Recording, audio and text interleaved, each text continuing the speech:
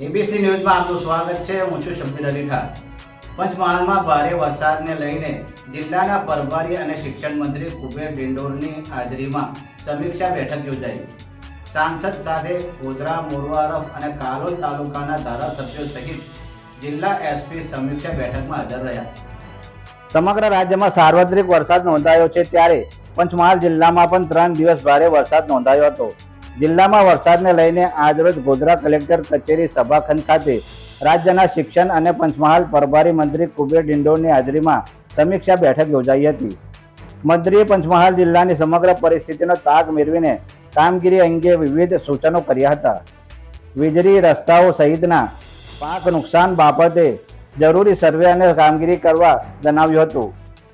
આ બેઠકમાં જિલ્લા પંચાયતના પ્રમુખ રેણુકાબેન ડાયરા, લોકસભા સાંસદ રાજપાલસિંહ જાદવ, ગોધરા, મોરવારફ, કાલોલ તાલુકાના ધારાસભ્યો, જિલ્લા કલેક્ટર આશિષ કુમાર, જિલ્લા વિકાસ અધિકારી ડીકે બારિયા, પોલીસ અધિક્ષક હિમાંશુ સોલંકી સહિત જિલ્લાના સંબંધિત અધિકારીઓ, મહાનુભાવો ઉપસ્થિત રહ્યા હતા. સૌને મારા નમસ્કાર.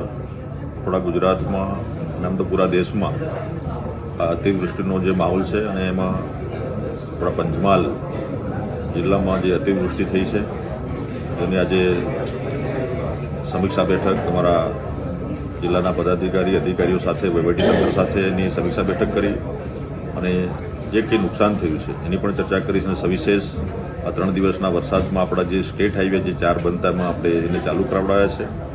પંચાયતના જે 22 રસ્તાઓ હતા એમાંથી 11 અત્યારે આપણે મરામત કરીને એની રસ્તાઓ ખુલ્લા કરવામાં આવ્યા છે.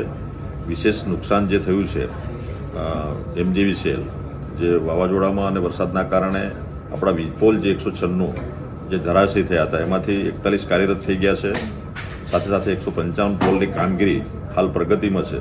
97 ટીમ અત્યારે કાર્યરત છે. તેમ છતાં અમે અધિકારીશ્રીઓ અને MGVCLના અધિકારીઓને સૂચના આપી છે કે દાહોદ અને મહીસાગરની જે ટીમો છે એમને અહીંયા બોલાવીને વિશેષ કામગીરી એમના સાથે રહીને ટીમમાં વધારો કરીને તાત્કાલિક આજે 155 જે વીજ પોલ છે એ તાત્કાલિક ઊભા કરવામાં આવે અને વીજ પુરવઠો કાર્યરત કરવામાં આવે એને માટે પણ સૂચના આપવામાં આવી છે.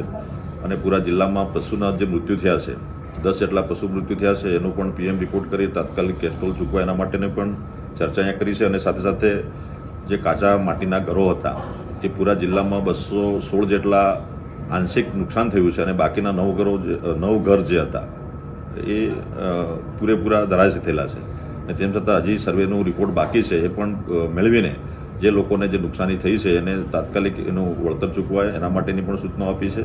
અને કુલ મળીને એવરેજ કામગીરી અમારા વહીવટીતંત્ર અને અમારા ધારાસભ્યશ્રીઓ બધા સાથે મળીને જનસેવાનું જે કામ છે આવા સમયે જનતાની સાથે ઉભા રહીને તમામ કામગીરી અમે કરાવડાવી રહ્યા છીએ.